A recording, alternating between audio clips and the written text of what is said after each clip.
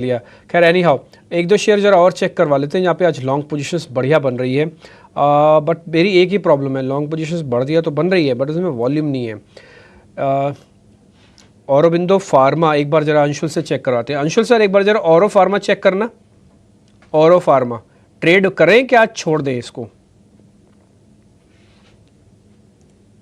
तो फार्मा में कल भी ऑलमोस्ट इनसाइड बार थी, आज भी ऑलमोस्ट इनसाइड बार है।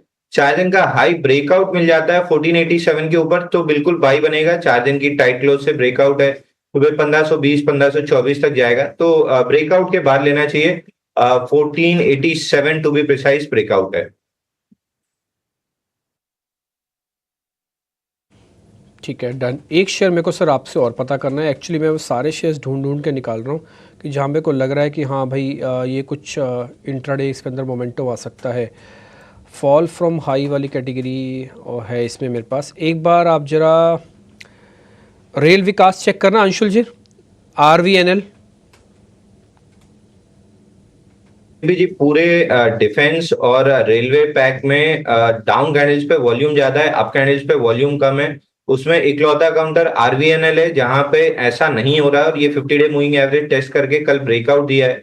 तो इमीडिएट बेसिस पे स्विंग हाई 626.80 तक ये जा सकता है। उसके ऊपर अगर निकलता है तो ये अपना बुलिश मोमेंटम कंटिन्यू करेगा। वहां अगर फेलियर बनता है तो स्टॉक में शॉर्ट टर्म टॉप बन जाएगा और फिर करेक्शन स्टार्ट हो जाएगा। तो यहां से अगर ले रहे हैं तो स्ट्रिक्ट स्टॉप लॉस लगाइए 560 का क्लोजिंग बेसिस पे और 626 पे मैक्सिमम प्रॉफिट बुकिंग करने की कोशिश कीजिए। एक कैश का शेयर दिखाता हूँ सर, अभी अभी चला है, वो है गुजरात पीपावाव पोर्ट के नाम से है, GPPL है। एक बार ज़रा दिखाना स्क्रीन पर। एकदम से शेयर चला है 232 से सीधा 245 हो गया, 12-13 रुपये। दिखाओ एक बार ज़रा GPPL टाइप करना, GPPL आ जाएगा अपने आप ही। यस ये वाला शेयर डेज हाई पे 7% ऊपर आ गया। अंशुल जैन एक बार ज़रा चेक करना क्या होगा एकदम से शेयर को।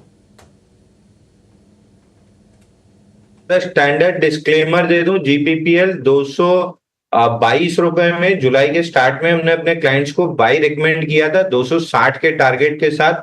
तो अभी हमारा कॉल ओपन है। यहाँ से अभी फ्रेश आज के सेशन में ब्रेकआउट बना है, 20 दिन का कपनैडल पैटर्न का ब्रेकआउट है, ओपन लो के साथ चल रहा है। तो हाई लाइकली है कि 260 रुपए ना सिर्फ टेस्ट करेगा बल्कि इसको सरपास करेगा।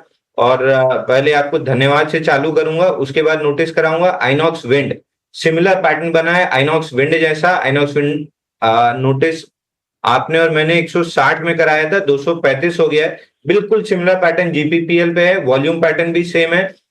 तो 260 सरपास करते हुए 290 295 आता हुआ दिख रहा है। प्रोबेबली 1 से 1.5 हफ्ता लग जाएगा इसको। ठीक है एक शेयर में और पता करूंगा। एक्चुअली वो है थोड़ा सृष्टि के एरिया का, यानी कि ऑटो स्टॉक है, उसका नाम है ओलेक्ट्रा ग्रीन टेक। एक बार जरा उसको भी दिखाना, Olectra Green Tech. Olectra Green Tech के नाम से कंपनी है, ओलेक्ट्रा ग्रीन टेक। एक बार दिखा पाएंगे आप जल्दी से प्रोड्यूसर साहब? यस ये वाला। ये शेयर भी 10% ऊपर आया है और एकदम से इसने भी स्पीड पकड़ी है।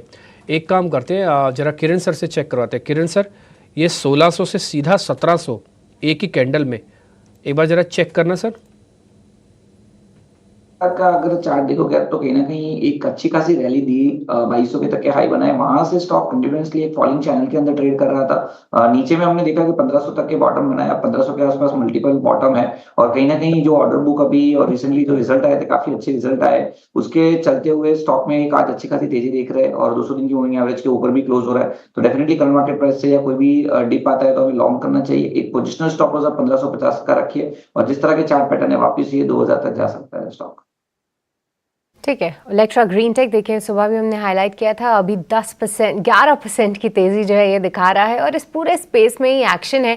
इसमें से एक स्टॉक जिस पे कुछ दिनों पहले भी हमने स्पॉटलाइट डाली थी वो था ग्रीव्स कॉटन, क्योंकि देखिए यहाँ पे कंपनी को फेम 2 सब्सिडीज जो भी मिली थी उस पर सरकार का कहना था कि आपने नियमों का पालन नहीं किया है, जितनी सब्सिडीज हैं वो आपको वापस देनी पड़ेंगी। तो ओलेक्ट्रा ग्रीन टेक और साथ ही रतन इंडिया जैसे कंपनीज को एक हिट ज़रूर हुआ था, पर अगर आप ग्रीव्स कॉटन की अब अनाउंसमेंट्स को देखें तो आने वाले जो फेम 3 है उसमें भी शायद इनको बेनिफिट मिले जब भी ये पॉलिसी आएगी। और EMPS जो कि करेंट पॉलिसी है सब्सिडीज़ के लिए, जहाँ पे हर 2 व्हीलर पे 10,000 का जो है आपको सब्सिडी मिलती है, उसका अब ये फ़ायदा मिलेगा। पर अगर बात करें इनके फाइनेंशियल्स की तो मैं देख रही थी कि इनके बैलेंस शीट में लगभग 400 करोड़ का प्रोविज़न इन्होंने पिछले साल किया था कि अगर हिट होता है तो शायद वो रकम इनको इस्तेमाल करनी पड़े, तो वो सारी चीज़ें जो हैं अब नहीं आएंगी।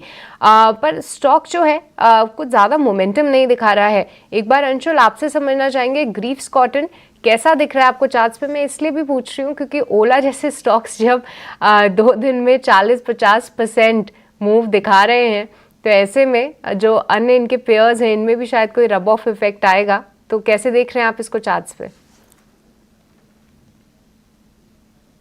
चार्ट पे बहुत बेहतरीन स्ट्रक्चर डेवलप कर रहा है। 101 हफ्ते का डबल बॉटम है और बेहतरीन चीज ये है कि सेकंड बॉटम जो है वो पूरे लो को शेक आउट करके हैमर के साथ चला है। अब बिल्कुल नेकलाइन पे आके खड़ा है। 176 रुपए 50 पैसा जैसे निकलता है ये स्टॉक अपने स्ट्रक्चरल बुल रन में आ जाएगा। और जो प्रीवियस हाई रहा है इसका 240 के आसपास का जनवरी 2022 में, वो इमीडिएट टारगेट बनेगा। तो बिल्कुल स्टॉक को प्रीएम्प्टिव चाहे तो बाई कर सकते हैं और मोमेंटम प्लेयर्स थोड़ा सा वेट कर लें। 176.50 निकलते से इसमें मोमेंटम आना स्टार्ट हो जाएगा। बट जिनको समय देने में प्रॉब्लम नहीं है वो प्रीएम्प्टिव करंट मार्केट प्राइस से बाई कर सकते हैं।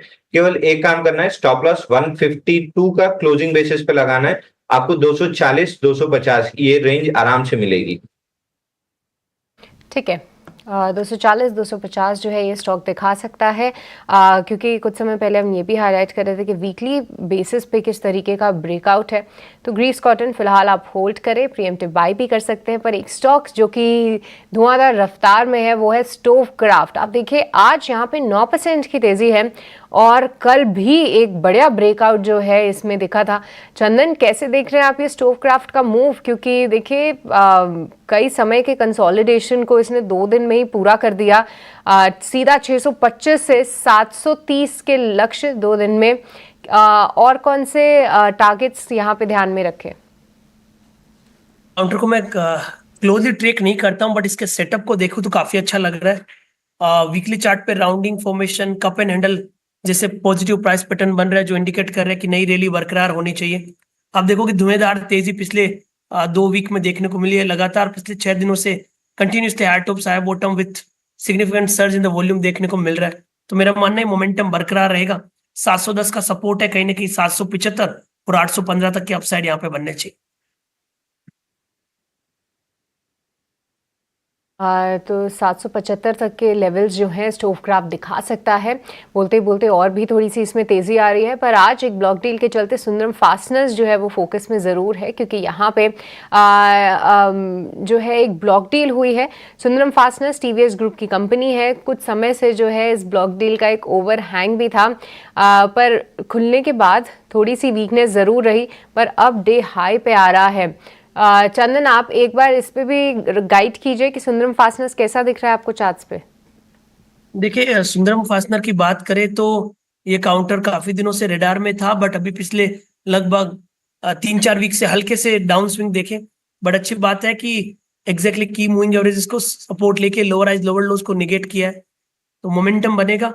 1361 प्रीवियस डे का जो स्विंग आया था उसको सरपास करने के बाद यहाँ पे नेगेटिव जो सेटअप था शॉर्ट टर्म में वो निगेट हुआ है, तो पॉजिटिव बायस बनना चाहिए। 1330 के सपोर्ट से कहीं ना कहीं 1420 तक के अपसाइड ये स्टॉक इमीडिएट में आपको दिखाना चाहिए।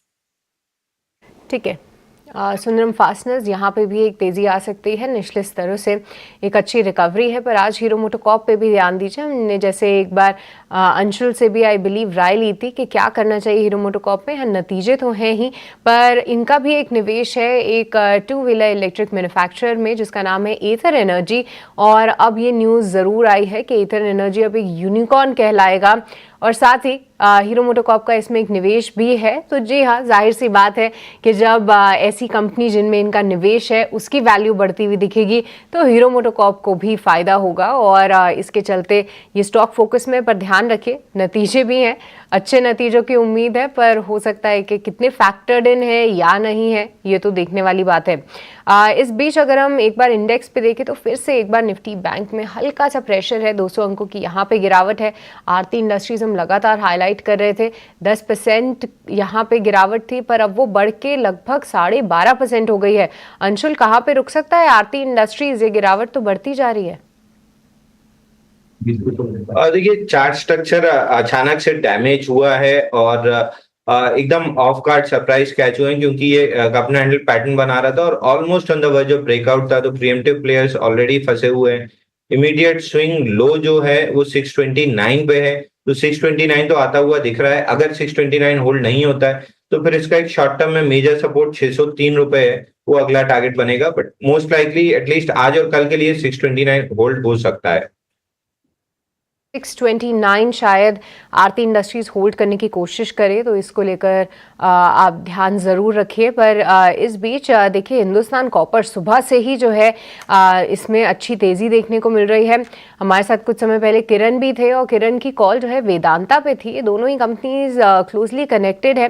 पर एक बार चंदन आपसे हिंदुस्तान कॉपर पे ही राय जानना चाहेंगे, क्यों? क्योंकि कई समय बाद 20 डे मूविंग एवरेज के ऊपर अच्छे से निकला है, पर क्या फिर से चमक वापस लौटती दिखेगी हिंदुस्तान कॉपर में? और 4% की तेजी के बाद कोई फ्रेश ट्रेड ले या अवॉइड करें? सृष्टि, आपने बिल्कुल सही कहा कि ये काउंटर की मूविंग एवरेज 20 डेमा को सरपास किया और काफी दिनों के बाद में यहाँ पे तेजी की रंगत लौटी है। मेरे हिसाब से यहाँ पे 13-14 दिन का जो करेक्टिव साइकिल है वो कंप्लीट हुआ है और वीकली और डेली चार्ट में जो लोअर टॉप लोअर बॉटम के सीक्वेंस बन रहे थे उनका निगेशन देखने को मिला है। तो काफी रनअप बना है, बट मेरा मानना है शॉर्ट कवरिंग ट्रिगर और सपोर्ट बेस्ड बाइंग दोनों यहाँ पे वर्क करेगा। पिछले दिनों से मैं नोटिस कर रहा हूँ कि यहाँ पे सिलेक्टिव बाइंग देखने को मिल रही है, तो मेरे हिसाब से 307 का सपोर्ट लगाया जा सकता है, ऊपर में लगभग 340 तक के टारगेट के लिए।